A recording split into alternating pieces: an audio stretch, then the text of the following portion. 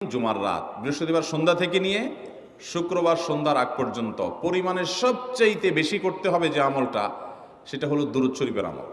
নবী করিম সাল্লাল্লাহু আলাইহি ওয়াসাল্লাম বলেছেন, আকসিরু আলাইয়া মিনাস সালাতি মিন ইয়াউমিল জুমআতি ওয়া লাইলাতিল জুমআহ, তোমরা জুমার দিন এবং জুমার রাতে আমার প্রতি বেশি বেশি দুরূদ পাঠ করবে, দুরূদ প্রেরণ করবে।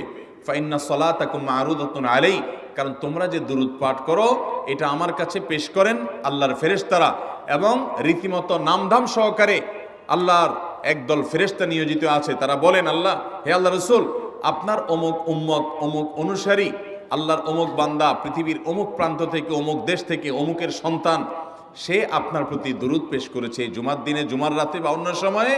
এটা নবী করিম সাল্লাল্লাহু আলাইহি ওয়াসাল্লামের কাছে রিপোর্ট দেওয়া হয় আল্লাহর নিযুক্ত ফেরেশতাদের মাধ্যমে।